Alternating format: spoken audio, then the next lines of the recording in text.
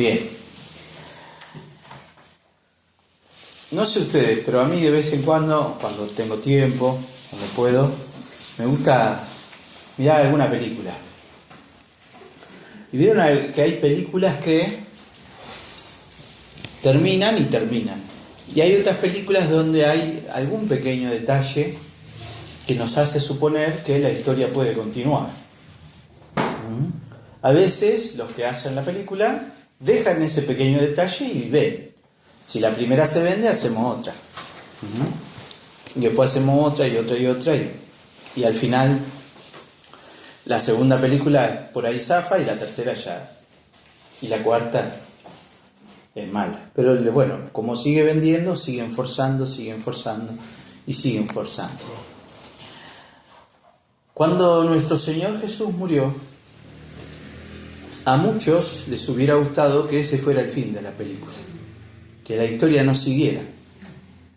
Pero como nos leía nuestro hermano Bruno, en el Evangelio de Juan, cuando el Señor se prepara para morir, Él anuncia: esta película tiene una segunda parte, o en realidad no son dos películas distintas, en realidad es todo una sola historia. Pero lo que el Señor dice y anuncia es que la historia de lo que Él quiere hacer en este mundo no termina con su muerte. No termina con su muerte porque Él resucita, porque Él asciende a los cielos y porque Él promete enviar a su iglesia su Espíritu para que su iglesia lleve su palabra hasta los confines de la tierra.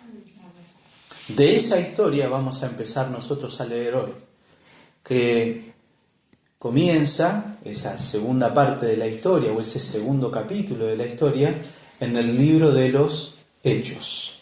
Así que vamos a abrir nuestras Biblias en el libro de los Hechos.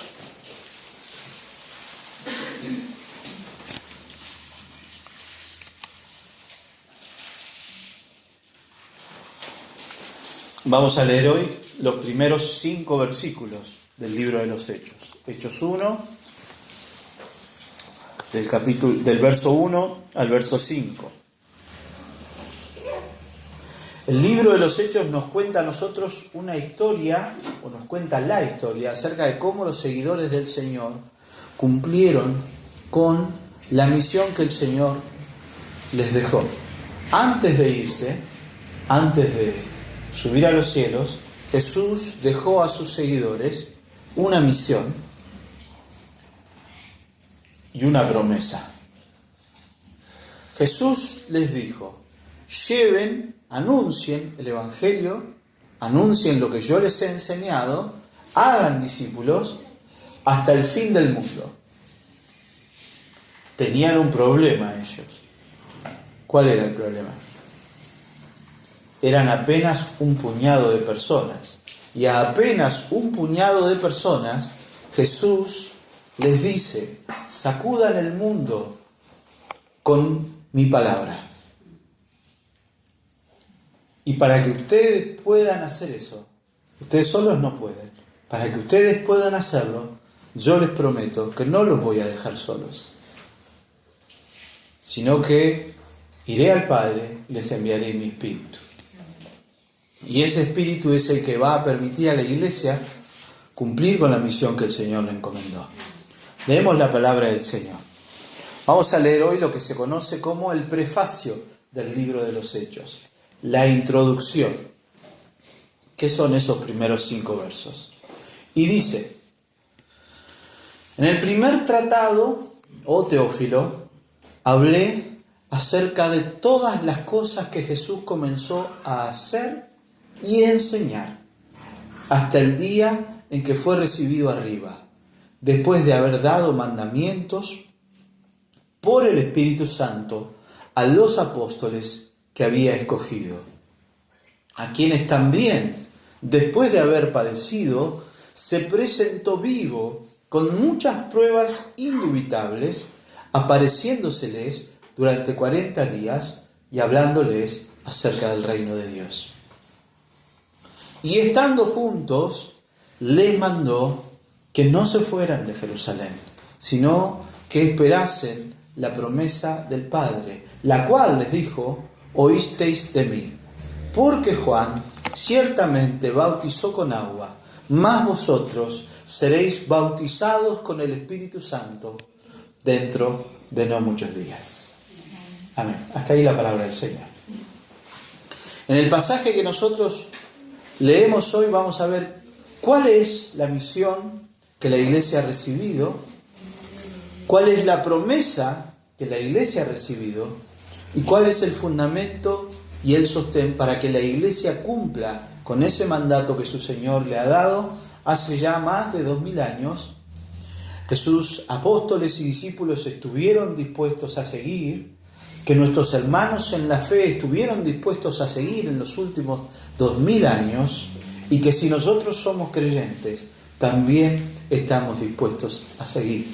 Una misión que estamos dispuestos a cumplir porque tenemos los mismos recursos que tuvieron los discípulos del primer siglo, del libro de los Hechos. Voy a dividir este pasaje en dos partes. Desde el principio hasta donde dice hablándoles acerca del reino de Dios y lo que resta, y estando juntos hasta dentro de no muchos días.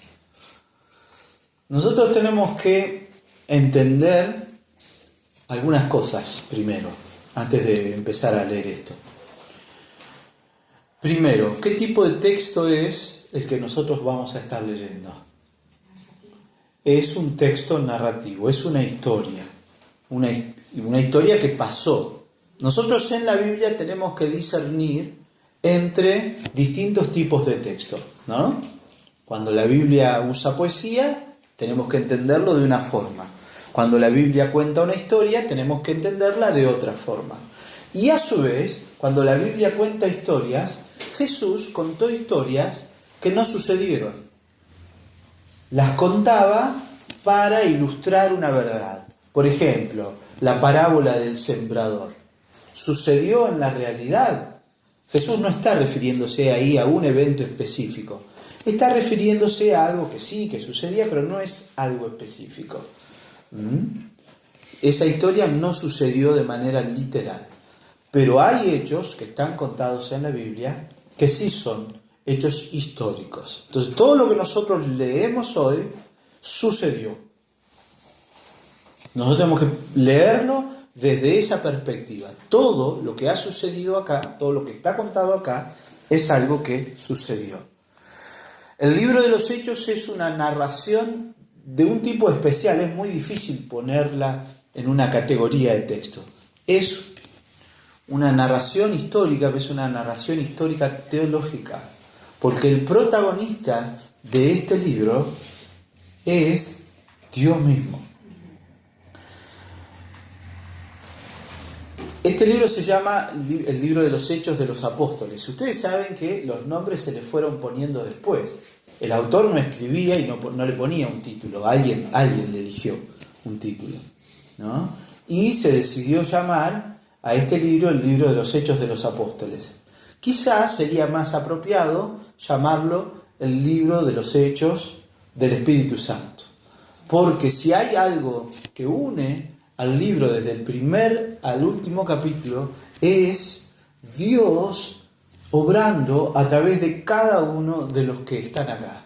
Hay partes de la narrativa de Hechos donde el protagonista es Pedro, hay partes donde aparece Felipe, y hay otra parte donde está Esteban, y el final después vemos a Pablo, la historia de Pablo. ¿Qué tienen en común todos ellos? Que están cumpliendo con la misión de Dios, sostenidos y guiados por el Espíritu de Dios. Si ustedes leen este libro con mucha atención, van a ver que a cada lugar donde los apóstoles van a predicar, lo hacen guiados por el Espíritu de Dios. Entonces este es un libro de los hechos, de lo que el Espíritu de Dios hizo, ¿no? En los inicios de la iglesia. Como nos leía Bruno, Jesús dijo: yo me voy, pero no los voy a dejar solos, les voy a mandar mi Espíritu los va a guiar, mi Espíritu les va a decir lo que tienen que decir, mi Espíritu les va a recordar todo lo que yo les he enseñado, mi Espíritu los va a fortalecer. Bien. Y otra cosa que nosotros tenemos que tener en cuenta es que el libro de los Hechos está unido muy íntimamente a otro libro de la Biblia. ¿Qué es cuál? Lucas. ¿Quién dijo Lucas? ¿Bruno? ¿Quién dijo? ¿Santi? Claro, es el libro del Evangelio de Lucas. Por eso, el pasaje que hoy nosotros leemos comienza diciendo, en el primer tratado, es decir, en el Evangelio de Lucas, que si ustedes miran el inicio de Lucas, está dedicado a la misma persona, a este hombre que se llama Teófilo. En el primer tratado, oh Teófilo, hablé ¿de qué? De todo esto que nosotros vamos a ver. Esta primera parte, este primer sermón sobre el libro de los Hechos, lo vamos a leer en clave de Evangelio de Lucas. Vamos a ir mucho al Evangelio de Lucas. Porque ambos libros estaban muy unidos. Es más, la iglesia primitiva, inicial, no tenía la Biblia completa, así como nosotros la tenemos. Tenía rollos, ¿no es cierto? Y a veces se hacían colecciones de rollos. Al principio, estos dos libros, Lucas y Hechos, iban juntos. Y estaban unidos. Tiene que ver con esto que yo les decía de los capítulos. ¿Sí? Lucas es un capítulo, Hechos es otro capítulo, y la historia sigue. Por eso el libro de los Hechos, cuando lleguemos al final, vamos a ver que no es conclusivo tampoco. No termina. El libro de los Hechos tiene un final como abierto. Dice, y Pablo seguía predicando. ¿Qué pasó después de eso? En la vida de Pablo y en la vida de la iglesia. Mucho. La historia sigue. Y la historia va a seguir y seguirá. Entonces, por eso es necesario que nosotros miremos. Entonces, cuando yo leo el inicio del libro de los Hechos, ¿y por qué Lucas lo inicia así, lo empieza así, con estas palabras, haciendo referencia a su propio Evangelio, al primer libro? Entiendo que todo lo que él va a hablar, y él va a hablar de la iglesia, y de cómo la iglesia crece, y de cómo la iglesia se expande, cumpliendo con la misión de Cristo, él está hablándonos a nosotros, como iglesia hoy en el siglo XXI, acerca de cuál debe ser el fundamento y el sostén de todo lo que hacemos. Nosotros somos la iglesia de Cristo. Somos una iglesia local que forma parte de una iglesia más grande, que es la iglesia universal, que son todos los creyentes a lo largo de toda la historia y en todo lugar del mundo. Los que ya han partido y ya están con nuestro Señor han cumplido con esa misión. Nosotros aquí estamos. Y mientras estemos aquí, no importa si tenemos 95 años, somos parte de la iglesia. Mientras seamos parte de la iglesia, somos parte de la misión de la iglesia. Ahora, esa misión de la iglesia tiene un sostén y tiene un fundamento. Y eso es lo que yo observo en este pasaje. Primer punto, la primera mitad del pasaje. La iglesia tiene como fundamento y como sostén el mensaje y la obra de Cristo. La iglesia tiene esa particularidad. Muchas veces los seres humanos nos juntamos, formamos cosas, formamos organizaciones, nos agrupamos. A los que les gustan los animales, forman asociaciones que protegen a los animales. Aquellos cuyos hijos hacen karate, se juntan todos y hacen la comisión de padre y hacen rifas y venden torta para comprar los cinturones nuevos para los chicos que hacen karate. Hay un objetivo, ¿no? Ahora, la iglesia, en un sentido, se parece a esas instituciones. Somos gente que se agrupa alrededor de algo. Ahora, ese algo alrededor del cual nos agrupamos no es un interés común y no es un interés propio. Nos agrupamos alrededor de una persona. Y esa persona no es el pastor de la iglesia, no es un apóstol a quien nosotros sigamos, no es ni siquiera una confesión, no son costumbres, no son tradiciones. La iglesia se agrupa alrededor de la persona de Cristo. Y entonces todo lo demás, las autoridades de la iglesia, los fundamentos doctrinales de la iglesia, todo eso se subordina a esa persona, que es la persona de Cristo. ¿Se entiende? Y los intereses que sigue la iglesia no son los intereses de sus miembros. Porque si no, si fuera así, de repente nosotros nos gustaría, si fuéramos egoístas, si no fuéramos realmente discípulos del Señor, y ustedes seguramente conocen iglesias que son así, que son como clubes, y entonces el objetivo de la iglesia es tener un templo súper lujoso, o tener una quinta para juntarse a comer, y al final termina pareciéndose a un club. No está mal tener un templo lindo, queremos nosotros un templo más grande, queremos gente que llene ese templo, y no cualquier gente, queremos hijos de Dios, queremos gente que entienda lo que es la iglesia, y que la iglesia está centrada en Cristo, y gente que sea de Cristo, ¿no es cierto? Cuando nosotros entendemos qué es la iglesia, entendemos cuál es la misión de la iglesia y entendemos cómo la iglesia se tiene que manejar. Entonces, la iglesia de Cristo, ¿qué tiene como fundamento? ¿Qué tiene como sostén? ¿De qué depende? Todo lo que nosotros hacemos, todo lo que nosotros creemos, lo que enseñamos, nuestras prácticas, nuestras elecciones, nuestras decisiones. ¿De qué depende? Bueno, en este inicio del pasaje, yo veo que lo que quiere aquí Lucas decirnos es que la iglesia tiene como fundamento y como sostén el mensaje y la obra de Cristo. Bien. Primeramente, Pablo dice, en el primer tratado, y entendemos que ahí está hablando del Evangelio, oh Teófilo, hablé acerca de qué? De todas las cosas que Jesús comenzó a hacer y enseñar. El fundamento de la iglesia es, o son, todas las cosas que Jesús hizo y todas las cosas que Jesús enseñó. Lo que Jesús hizo, lo que Jesús enseñó. Antes de avanzar, en el primer tratado, oh Teófilo. ¿Quién era Teófilo? No sabemos mucho. Es alguien a quien Lucas le dedica su carta. Hay muchas suposiciones, algunas más lógicas, otras son demasiado suposiciones. Las más lógicas son las de creer que, bueno, primero que Teófilo era un creyente, eso es así, que el libro que Lucas le dedica le va a servir a Teófilo y a la iglesia para tener todas ordenadas las enseñanzas y los hechos de Jesús, que esa declaración de propósito está en el Evangelio. Podemos suponer que Teófilo lo ayudó a Lucas en la escritura del Evangelio y del libro de los Hechos de manera económica.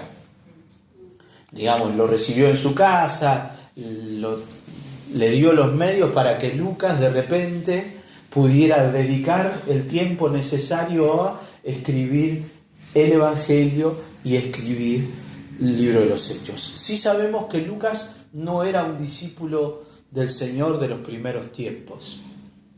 Lucas se convirtió al cristianismo después, ¿sí? Cuando ya todo esto que él cuenta ya había pasado, especialmente el Evangelio. Ustedes van a notar que en un momento del libro de los Hechos, Lucas empieza a contar los hechos en primera persona, el plural. Primero él dice, pasó esto, Pedro hizo esto, después la iglesia se reunió acá, ellos, él, ellos. Cuenta algo que le contaron a él. Lucas era médico, Lucas era una persona con mucha formación, o sea, alguien que sabía escribir, que estaba bien educado, entonces eso le permite a él, el Señor usa eso para que él pueda escribir su Evangelio y escribir el libro de los Hechos. En una parte, en cierta parte del libro de los Hechos, Lucas deja de hablar así, deja de decir Pedro fue a tal lugar, Bernabé fue a tal lugar, y empieza a decir nosotros fuimos a tal lugar, predicamos el Evangelio con tal, hicimos así. Porque ahí ya Lucas se incluye dentro del grupo de personas que acompaña a Pablo. Lucas fue un discípulo muy cercano de Pablo. Y así como Pablo se entrevistó con los apóstoles, se entrevistó con María, con Jacobo, con la iglesia primitiva, seguramente Lucas usó ese tiempo para preguntarles, para escuchar de su propia boca lo que ellos tenían que decir. Lucas es el primer historiador de la iglesia, alguien que va, que habla. Y Teófilo seguramente fue alguien que lo ayudó, que lo apoyó económicamente, comprándole las cosas para que escriba y dándole tiempo. Si alguien tiene que escribir un libro, eso lleva tiempo. Y entonces uno tiene que tener alguien que lo ayude económicamente. Eso era algo muy común. Entonces por eso Lucas le dedica este libro, al igual que su evangelio, a Teófilo. Pero los receptores del libro de Lucas y del libro de los Hechos no es solo Teófilo, si no se lo hubiera guardado Teófilo, ¿no es cierto? En realidad eso es solo una dedicatoria. Lucas está dedicando este libro a todas las personas. Un detalle interesante, si nosotros leemos el libro de Lucas, vamos a ver que hay cosas que él explica y hay cosas que él no explica. Si yo le explico a alguien algo, es porque entiendo que esa persona no lo sabe, no lo conoce. Entonces, por ejemplo, cuando habla de la geografía de Judea, él explica. ¿Por qué? Porque entiende que la mayoría de sus lectores no conocen Judea. Ahora, cuando habla de ciertas fiestas y ciertas tradiciones, él no las explica. ¿Por qué? Porque entiende que la mayoría de sus lectores tienen una idea de aquello de lo cual él está hablando. Entonces nosotros entendemos que él está hablando a un abanico muy grande de gente que son los cristianos del primer siglo, pero también a nosotros. Bien, ¿qué dice Lucas? Hablé acerca de todas las cosas que Jesús comenzó a hacer y a enseñar. Y aquí tenemos que mirar al Evangelio de Lucas. ¿Qué es lo que Jesús hizo en el Evangelio de Lucas? Muchas cosas, son 24 capítulos el Evangelio de Lucas. Pero cuando nosotros miramos el Evangelio, vemos a Jesús resucitando a muertos, por ejemplo el hijo de la viuda de Naín, sanando enfermos, liberando demonios, curando a lisiados y a leprosos, rompiendo barreras sociales. Mientras yo agarré y hice una lectura de todo el Evangelio de Lucas, así como muy rápida, digamos, los títulos y algunas cosas, ¿no? Y es impresionante el abanico, cómo Lucas muestra a Jesús en una faceta muy amplia. Y Lucas, que es gentil, hace como un énfasis en los encuentros de Jesús con aquellas personas que no eran judías. Por ejemplo, el encuentro de Jesús con los 10 leprosos. ¿Se acuerdan? Eran 10 leprosos a los que Jesús sana. Y él alaba a uno solo, que es el único que al descubrirse limpio se vuelve y le agradece y adora a Jesús. Y ese leproso solo que se vuelve es un... ¿qué?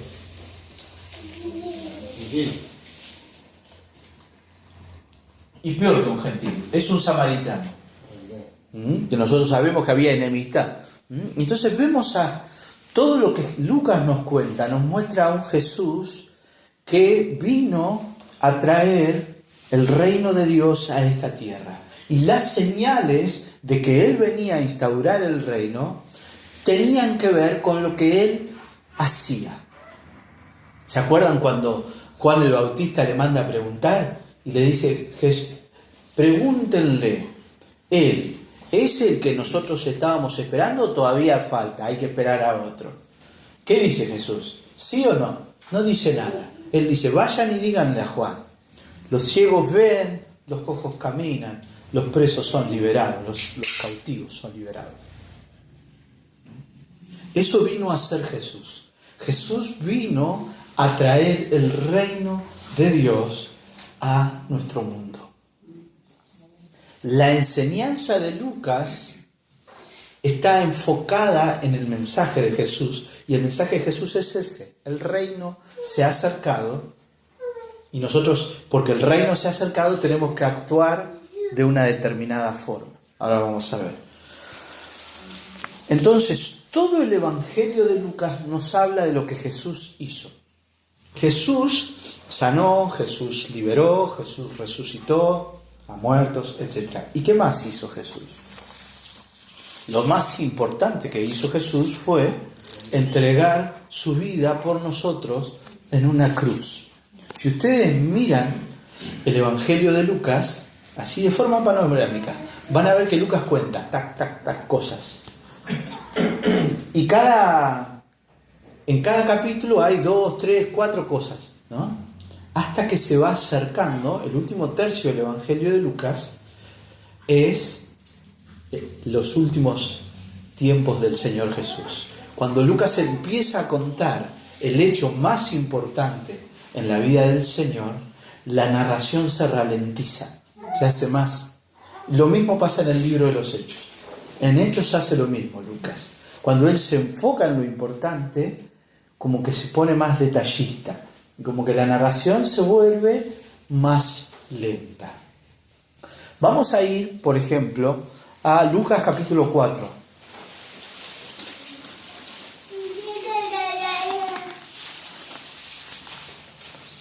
Lucas 4:14.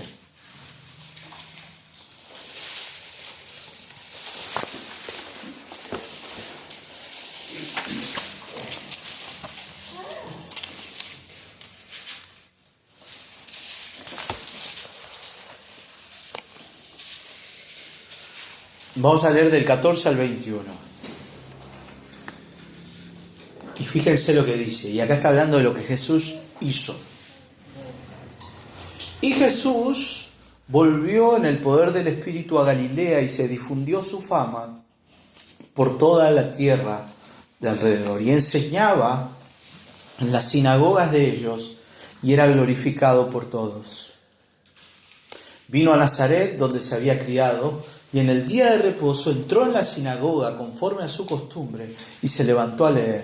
Y se le dio el libro del profeta Isaías, y habiendo abierto el libro, halló el lugar donde estaba escrito: El Espíritu del Señor está sobre mí, por cuanto me ha ungido para dar buenas nuevas a los pobres.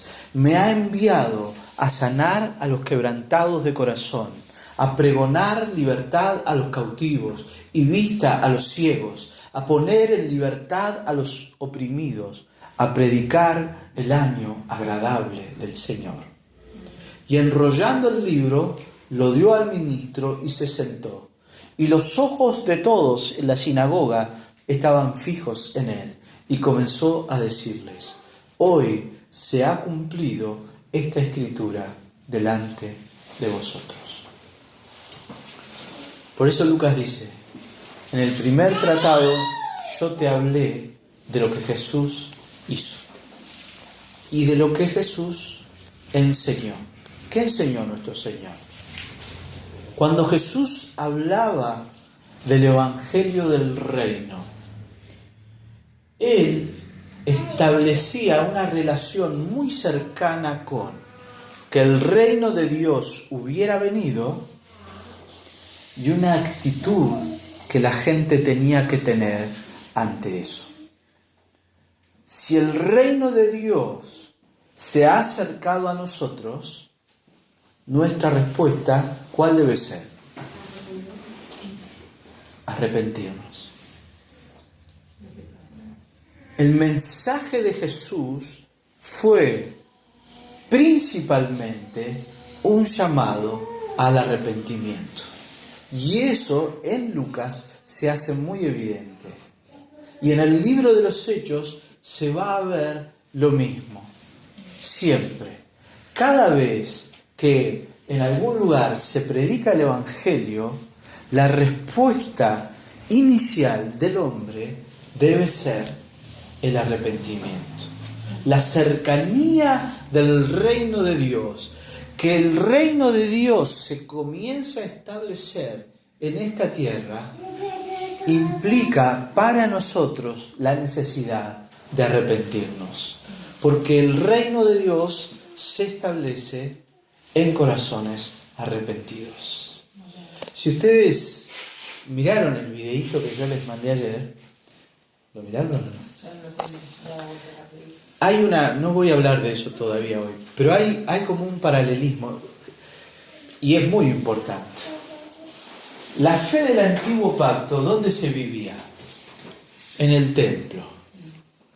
Los cristianos, ¿tenemos templos? No. Los cristianos somos el templo. Dios, por medio de su Espíritu, habita en los creyentes. Si nuestro corazón no es un corazón arrepentido, no podemos decir que Dios muere en nosotros. No es que nosotros nos arrepentimos y así le damos permiso a Dios para morar. No. Cuando Dios, en su soberanía, salva a alguien, el primer paso al que lo lleva es una conciencia de su pecado y el arrepentimiento por ese pecado. Siempre. El mensaje de Jesús, lo que Jesús enseñaba, era eso. Yo he venido, y he venido para traer libertad, he venido para traer sanidad, pero he venido sobre todas las cosas para remediar el principal problema que ustedes tienen, que es su pecado, un pecado del cual no se arrepienten. Voy a leer, si lo quieren anotar, lo anotan, si quieren después le paso el PDF, porque vamos a leer varios pasajes y no quiero que por ahí se haga demasiado largo. Pero fíjense, ¿qué enseñó Jesús? Dijimos que el mensaje del Señor era un llamado al arrepentimiento y un llamado a seguirle a Él, porque el reino de Dios se había acercado. En Lucas 4:42 dice: cuando ya era de día, salió y se fue a un lugar desierto y la gente le buscaba, y llegando a donde estaba le detenían para que no se fuera de ellos. Pero él les dijo: es necesario que también a otras ciudades anuncie el evangelio del reino de Dios, porque para esto he sido enviado. Lucas 5:29 dice: Leví hizo un gran banquete en su casa. Leví es un recaudador de impuestos al que Jesús llama a seguirle. Y Leví lo sigue. Abandona su estilo de vida, se arrepiente y se convierte en un discípulo seguidor de Cristo. Y entonces dice: Leví hizo un gran banquete en su casa. Y había mucha compañía de publicanos y de otros que estaban a la mesa con ellos. Y los escribas y los fariseos murmuraban contra los discípulos diciendo: ¿por qué coméis y bebéis con publicanos y pecadores? Respondiendo Jesús les dijo: los que están sanos no tienen necesidad de médico, sino los enfermos. No he venido a llamar a justos, sino a pecadores, al arrepentimiento. El problema era para los justos, porque se creían justos, no eran justos en realidad. Pero para poder reconocer para poder ir al médico necesito reconocer que estoy enfermo. Si yo no reconozco que estoy enfermo, no voy a ir al médico. Entonces, y eso es un don de Dios. Eso se llama en teología la regeneración. Alguien que no entiende, que no sabe, que no es consciente de su naturaleza o de su pecado y de la importancia de su pecado y que el pecado lo separa de Dios, en algún momento el Espíritu Santo le concede el don de reconocerse a sí mismo pecador, arrepentirse y buscar a Jesucristo. Eso es la obra de la regeneración y es una obra del Espíritu Santo. ¿Por medio de qué? De la palabra. Cuando alguien nos predicó la palabra, ¿cuántas veces me predicaron a mí? Un montón de veces. Algunas veces de forma más elocuente, otras veces de forma menos elocuente. Pero me predicaron. Me dijeron, anda a la iglesia, busca a Dios. ¿Y yo qué hice? Nada, no hice caso. Porque no depende de la persuasión que nosotros tengamos. Alguien puede hablar muy lindo y alguien por ahí ser más torpe con las palabras. ¿Qué puede hacer que la persona se arrepienta? ¿La habilidad del que habla? No. Alguien va a nacer de nuevo solo por la obra del Espíritu Santo. Y en su soberanía, Dios se complace en usar muchas veces a personas que quizás no sean tan habilidosas con su lenguaje. Como nosotros sabemos que Dios salva a las personas por medio de la locura de la predicación, tenemos que prepararnos para exponer el Evangelio y presentarlo de la mejor forma en la que nosotros podamos. Es cierto, pero tenemos que ser conscientes de que no es nuestra elocuencia lo que produce que alguien entienda que es un pecador y que necesita a Cristo, sino que es la obra del Espíritu. Lucas 6, 46 al 49. Jesús vuelve a decir: ¿por qué me llamáis Señor, Señor, y no hacéis lo que yo digo? Todo aquel que viene a mí y oye mis palabras y las hace, os indicaré a quién es semejante. Semejante es al hombre que al edificar una casa, cavó y ahondó y puso el fundamento sobre la roca. Y cuando vino una inundación, el río dio con ímpetu contra aquella casa, pero no la pudo mover, porque estaba fundada sobre la roca. Mas el que oyó y no hizo, semejantes al hombre que edificó su casa sobre tierra sin fundamento, contra la cual el río dio con ímpetu y luego cayó, y fue grande la ruina de su casa. Fíjense en los tres pasajes que les acabo de leer. En el primero Jesús dice: yo vengo a anunciar el reino, porque para eso vine, para anunciar que el reino de Dios se ha acercado. En el segundo pasaje vemos que el reino de Dios tiene que ver con la necesidad de arrepentimiento. Yo no vine a llamar a justos, sino a pecadores.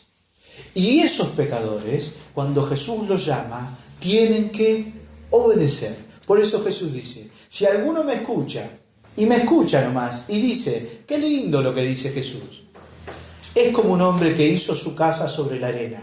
Cuando venga la tormenta, esa casa se va a caer. Pero si uno escucha las palabras del Señor, que nos llaman a arrepentirnos, que nos llaman a buscarlo a Él, que nos llaman a seguirlo a Él, vamos a estar edificando nuestra casa sobre la roca. Vamos a estar siendo verdaderamente sabios. Fíjense cómo continúa el pasaje. Hablé acerca de todas las cosas que Jesús comenzó a hacer y a enseñar. Y acaba de desarrollar un poquito más. Hasta el día en que fue recibido arriba. ¿Qué significa eso? El Señor Jesús, cuando murió, estuvo en su tumba 3 días, pero al tercer día resucitó. Y este pasaje empieza por el final, digamos, con la ascensión. Después va a contar lo que estuvo antes de la ascensión. Pero Lucas dice: ¿qué te conté yo a vos, Teófilo? Te conté lo que Jesús hizo, te conté lo que Jesús enseñó, hasta el día en el que Él ascendió a los cielos. Eso es el fundamento de lo que nosotros enseñamos y de por qué vivimos como vivimos. Porque Jesús hizo algo por nosotros, porque Jesús nos dejó un mensaje, porque Jesús subió a los cielos. La ascensión del Señor. Dice Lucas 24. ¿Ven que estoy leyendo todo Lucas? Lucas 24, del 50 al 53, cuenta ese episodio. Y se los sacó fuera a sus discípulos hasta Betania, y alzando sus manos los bendijo. Y aconteció que bendiciéndolos se separó de ellos y fue llevado arriba al cielo. Ellos, después de haberle adorado, volvieron a Jerusalén con gran gozo y estaban siempre en el templo alabando y bendiciendo a Dios. Amén. Dice, fue recibido arriba. Después, va como retrocediendo acá. de haber dado mandamientos por el Espíritu Santo a los apóstoles que había escogido. Antes de irse, antes de ascender, Él dio un mandamiento. ¿A quién? ¿Para quién es ese mandamiento? ¿Para quién es esa misión? Para los que Él escogió. Este es un detalle súper importante. La misión de la iglesia la tiene que cumplir la iglesia. Nadie va a cumplir la misión que es nuestra. Nadie debería cumplir una misión que solo le corresponde a la iglesia cumplir. La única institución en esta tierra que Jesucristo fundó es la iglesia. Hay organizaciones paraeclesiales, ¿no?, que están fuera de la iglesia. ¿Sirven? Sí sirven. Hay seminarios, hay asociaciones. Por ejemplo, nosotros tenemos en nuestro país la Sociedad Bíblica Argentina, que es una asociación que es paraeclesial. Está por arriba de la iglesia o por fuera de la iglesia, no por arriba. ¿Qué hace la Sociedad Bíblica Argentina? Imprime Biblias, traduce las Biblias a los idiomas de las lenguas aborígenes de nuestro país. Ahora se está traduciendo la Biblia al lenguaje de señas argentino, por ejemplo, para que esté en YouTube y una persona sorda pueda verla. Eso es fantástico. ¿La Sociedad Bíblica Argentina va a evangelizar? No, la iglesia tiene que hacerlo. Esa asociación, como tantas otras asociaciones, nos dan a las iglesias las herramientas para que nosotros cumplamos con nuestra misión. Nuestra misión es proclamar el Evangelio. Para hacerlo fielmente, ¿qué tenemos que hacer? Prepararnos, formarnos. ¿Dónde hemos estudiado nosotros? Lo que hemos estudiado. En IDEAR. Ahora, los profesores de IDEAR van a venir a enseñarles a ustedes a cumplir con la misión que es de la iglesia. No podrían, porque hay ahí estudiantes de todos lados. Esa es una organización que ayuda a que las iglesias cumplan con una misión, pero la misión es de la iglesia. Gracias a Dios por esas organizaciones, ¿no? Pero la misión es de la iglesia.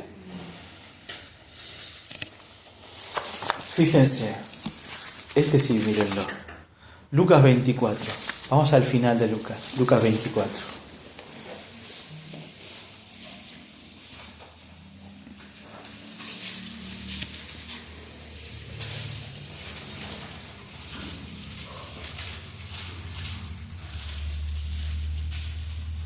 Lucas 24, 44.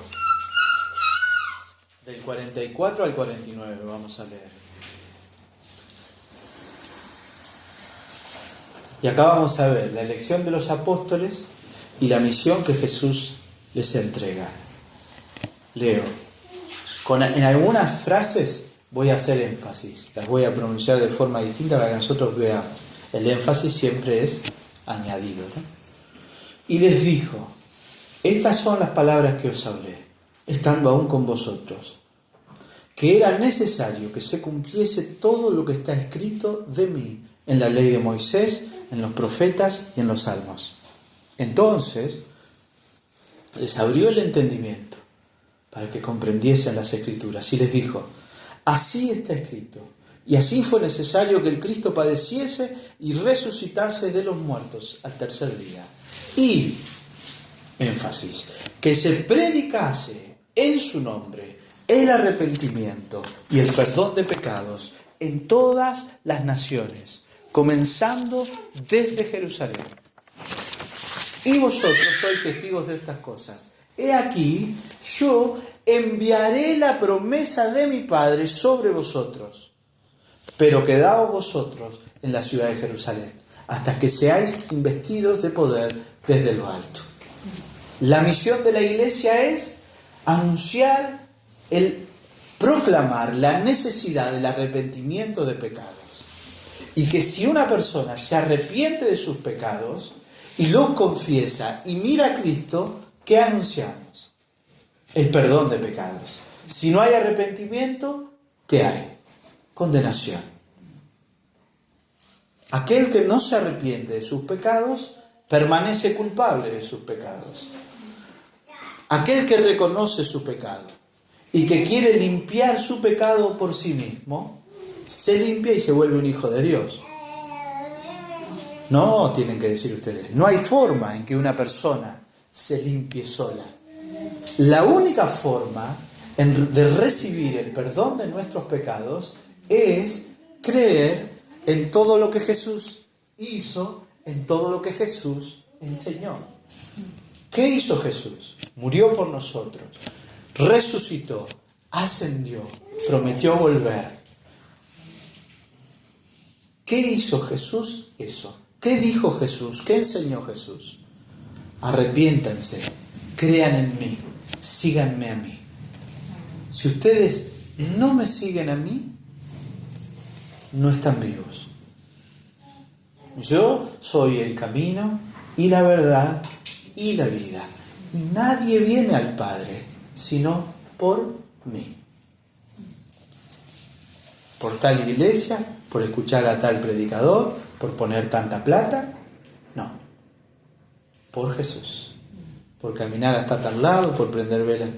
Lo que imaginen, nada. Por Jesús. Otra cosa que veo en este pasaje. ¿A quiénes también, después de haber padecido, miren, entre comas lo pone ahí, después de haber padecido, ¿de qué habla ahí? De la crucifixión de nuestro Señor. En una sola frase, Lucas resume todo lo que Jesús hizo. ¿Qué hizo Jesús? Padeció, sufrió. ¿Por quién? Por nosotros. ¿Merecía él sufrir? ¿Merecía él padecer? No. ¿Quién merecía el padecimiento y el sufrimiento como consecuencia de su pecado? Nosotros. Él lo cargó sobre él. Miren, ahí, comita, después de haber padecido, comita, como un comentario. Pero ¿cuánto hay ahí encerrado? Después de haber padecido, se presentó vivo, con muchas pruebas indubitables, apareciéndoseles durante 40 días y hablándoles acerca del reino de Dios. Algo sobre lo cual la iglesia se funda, algo que sostiene a la iglesia, es esta certeza de que nuestro Señor murió, padeció por nosotros, pero también resucitó. Y en su resurrección, Él venció nuestro problema. Sin resurrección de Cristo, no hay vida para nosotros. ¿Cuántas personas se han sacrificado por otros? Varias.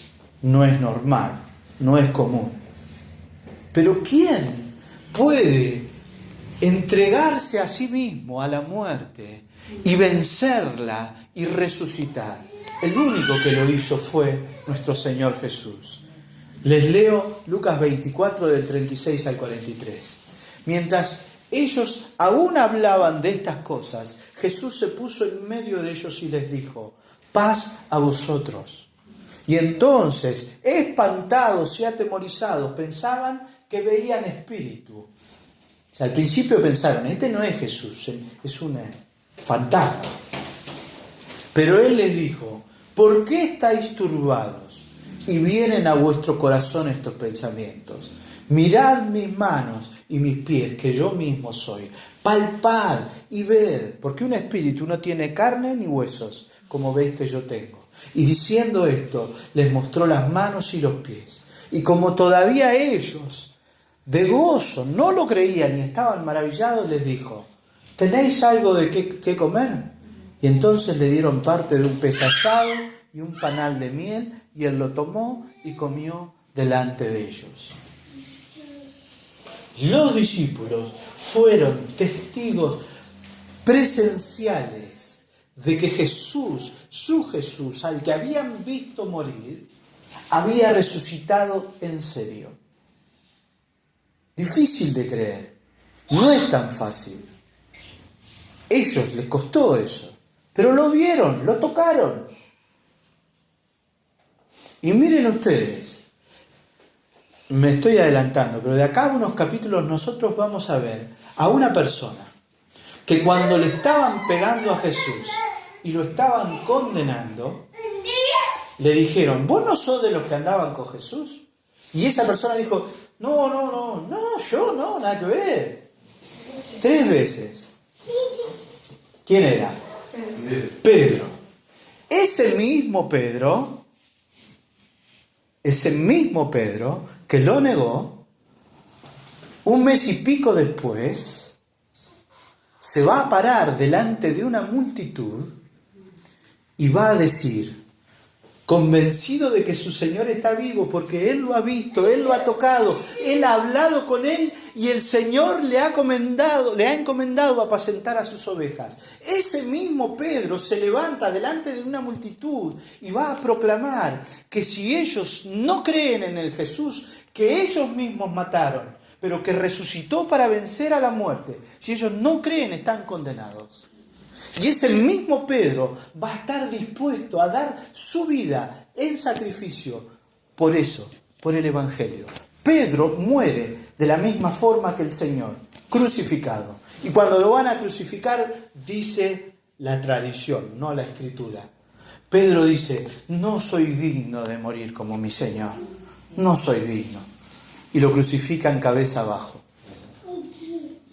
Miren cómo la certeza de la resurrección de Cristo, de la victoria de Cristo, hace que ese temeroso Pedro, avergonzado Pedro, se convierta en un Pedro desafiante.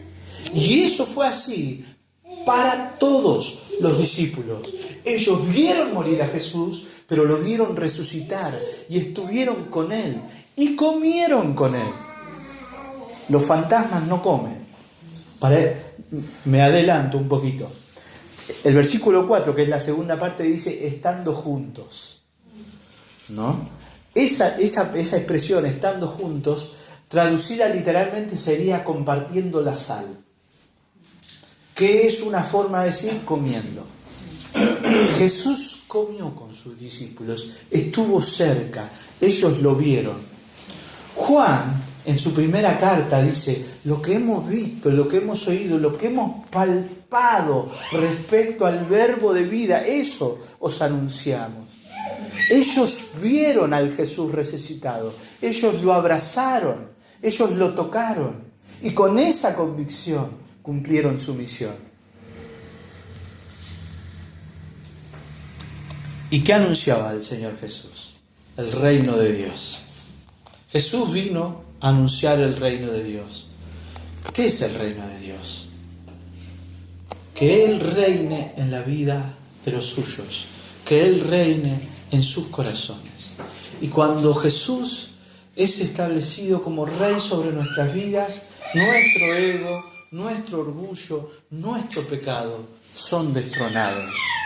Los que siguen a Jesús, sus discípulos, son ciudadanos de un reino que aún no vemos, pero que está comenzando y está siendo establecido no en lugares,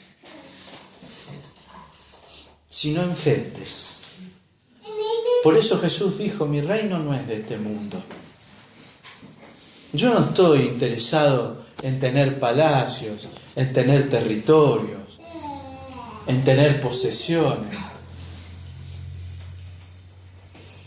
Lo que para mí tiene valor es rescatar a esos que yo creé a mi imagen y semejanza. Y ahí reino, en los corazones, en las vidas. Lucas 6:20, Jesús dijo, y alzando los ojos hacia sus discípulos decía, bienaventurados vosotros, los pobres, los arrepentidos, los que se reconocen necesitados, los que se reconocen débiles, porque vuestro es el reino de Dios. Bienaventurados los que ahora tenéis hambre, porque seréis saciados. Bienaventurados los que ahora lloráis, porque reiréis. Bienaventurados seréis cuando los hombres os aborrezcan y cuando os aparten de sí, os vituperen y desechen vuestro nombre como malo por causa del Hijo del Hombre. Ese es el reino. Gozaos en aquel día, alegraos, porque vuestro galardón es grande en los cielos.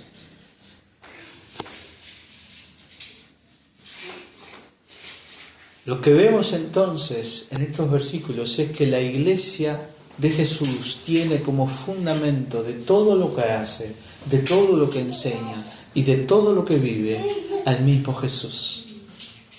Jesús es el centro de nuestro mensaje, porque somos suyos. A Él anunciamos, porque solo Él salva. Anunciamos que Él se hizo hombre y vino a este mundo. Anunciamos que Él vino a salvar.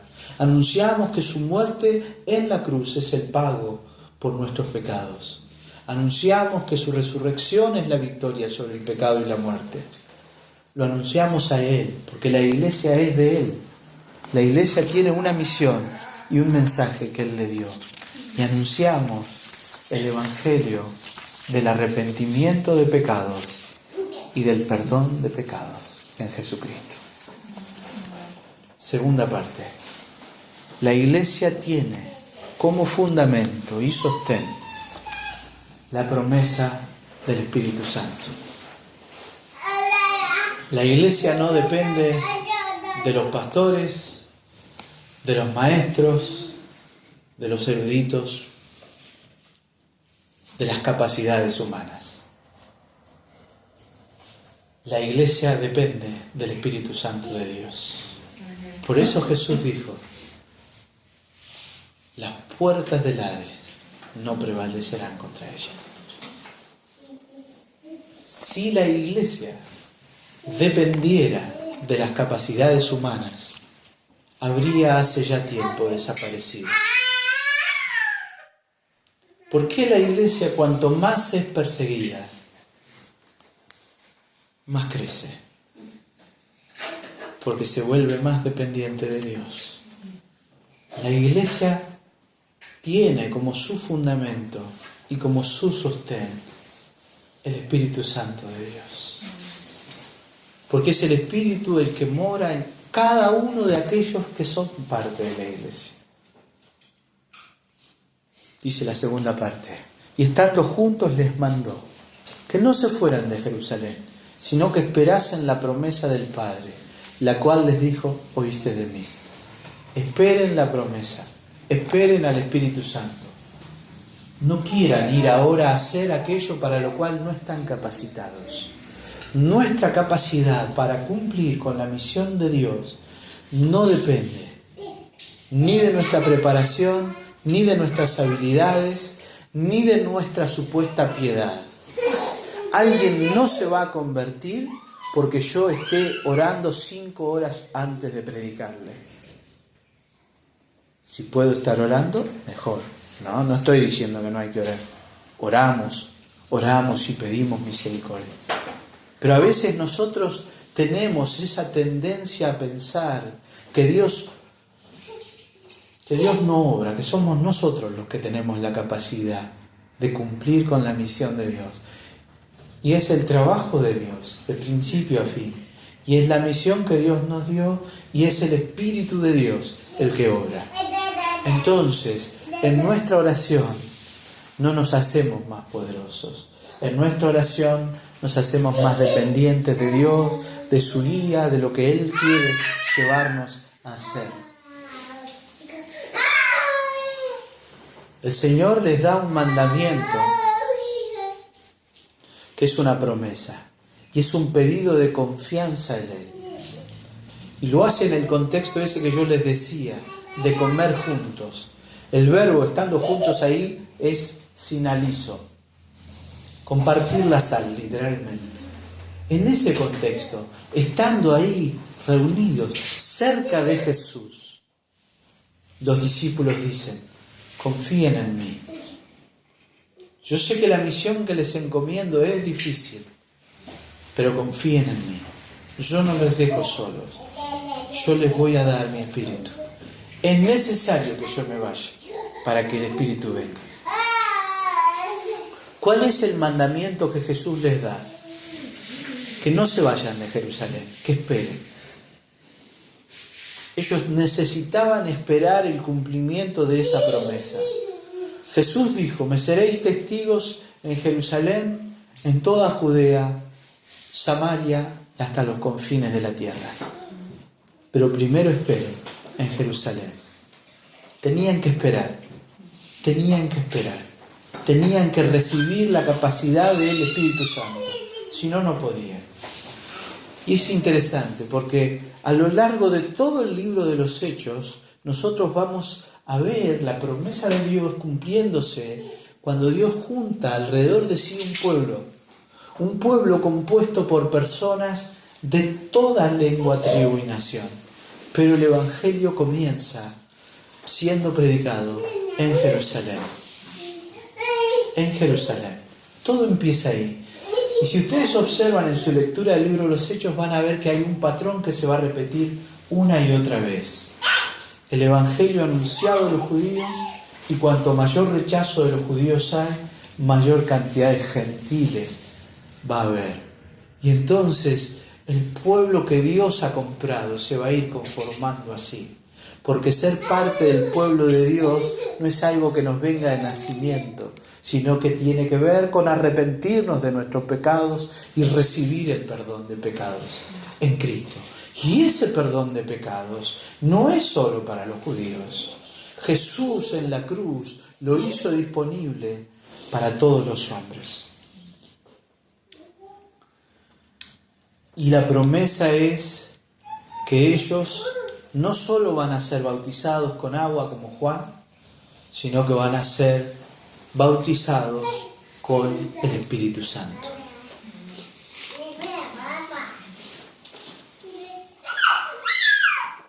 Cuando Jesús ascendió a los cielos, Él prometió no dejarnos solos y Él prometió darnos su Espíritu. El Espíritu morando dentro nuestro es la evidencia de que somos hijos de Dios. No hay hijos de Dios sin el Espíritu Santo. Nosotros sabemos que quizá en otro lugar se enseñe alguna doctrina extraña del Espíritu Santo. Pero la obra más poderosa del Espíritu Santo en la vida de una persona es convertir a un muerto en alguien que ahora vive. ¿Cuándo el Espíritu Santo viene a morar en el creyente? Cuando nace de nuevo. Entonces, desde ese momento, el Espíritu Santo está en nosotros para capacitarnos, santificándonos y guiándonos al servicio y a cumplir con la misión que Dios nos da. Romanos 8:9 dice: vosotros no vivís según la carne, sino según el Espíritu, si es que el Espíritu de Dios mora en vosotros. Y si alguno no tiene el Espíritu de Cristo, no es de Él. Pero si Cristo está en vosotros, el cuerpo en verdad está muerto a causa del pecado, mas el Espíritu vive a causa de la justicia. Y si el Espíritu de aquel que levantó de los muertos a Jesús mora en vosotros, el que levantó de los muertos a Cristo Jesús vivificará también vuestros cuerpos mortales por su Espíritu que mora en vosotros. En esta segunda sección lo que vemos es que la misión de la iglesia es anunciar a Jesús, y que eso solo es posible si la iglesia es impulsada y sostenida por el Espíritu de Dios. Sin el Espíritu morando en nosotros, directamente ni siquiera somos hijos de Dios. Si no dependemos del Espíritu, no podemos cumplir con la misión de Dios. No podemos anunciar el pecado, el evangelio del arrepentimiento de pecados. Así que voy a volver a leer el texto para entenderlo ahora ya mejor. ¿Qué dice Lucas? La iglesia cumple su misión porque anuncia a Jesús, porque su fundamento y su sostén es Jesús, lo que Él hizo, lo que Él enseñó. La iglesia cumple su misión porque depende del Espíritu Santo que la guía y la sostiene. Pensando en eso, leamos ahora. Dice: en el primer tratado, oh Teófilo, hablé acerca de todas las cosas que Jesús comenzó a hacer y a enseñar, hasta el día en que fue recibido arriba, después de haber dado mandamientos por el Espíritu Santo a los apóstoles que había escogido, a quienes también, después de haber padecido, se presentó vivo, con muchas pruebas indubitables, apareciéndoseles durante 40 días y hablándoles acerca del reino de Dios. La Iglesia tiene como fundamento y sostén a Jesús que es el Hijo de Dios y lo hizo evidente con los milagros que hizo. A Jesús que viene a predicar el Evangelio del arrepentimiento de pecados. A Jesús que murió por nuestros pecados. A Jesús que resucitó. Y al mismo Jesús que ascendió a los cielos. Y al mismo Jesús también que nos llamó a nosotros, nos escogió y nos dio la misión de anunciar ese Evangelio del arrepentimiento de pecados. Y, segunda parte, y estando juntos les mandó que no se fueran de Jerusalén, sino que esperasen la promesa del Padre, la cual les dijo: oísteis de mí. Porque Juan ciertamente bautizó con agua, mas vosotros seréis bautizados con el Espíritu Santo, dentro de no muchos días. Paréntesis. Dentro de no muchos días fueron 10 días. 10 días después, Pentecostés. La Iglesia recibiendo el Espíritu Santo. Ya vamos a llegar. Aplicaciones para este pasaje. Los creyentes somos lo que somos no por nada que nosotros mismos hayamos hecho, sino por la obra y el mensaje de Cristo. Y entonces no nos anunciamos a nosotros mismos, anunciamos a Jesús. La Iglesia anuncia a Jesús. Somos parte de un pueblo que Dios redimió para Él. Segunda aplicación. Los creyentes, la Iglesia, dependemos del Espíritu Santo en todos los aspectos de la vida, porque la misión de nuestras vidas es glorificar a Dios, y eso solo es posible por el Espíritu en nosotros. Piense, formas prácticas de depender del Espíritu Santo de Dios. No dependa de lo que usted puede hacer, que lo que usted hace, que lo que yo hago, sea un signo de que yo estoy dependiendo de Dios. Su palabra, la oración, la comunión con los santos. De esa forma, nosotros dependemos del Espíritu Santo. Voy a la palabra: Señor, necesito sabiduría. Voy a la oración: Señor, necesito sabiduría, necesito guía, necesito fortaleza, necesito perdón. Voy a la iglesia. La iglesia nos edifica. Nosotros nos edificamos unos a otros. La misión de la iglesia se cumple cuando el fundamento de la misión de la iglesia es Jesús y cuando el fundamento es la dependencia del Espíritu Santo. Amén. Oremos.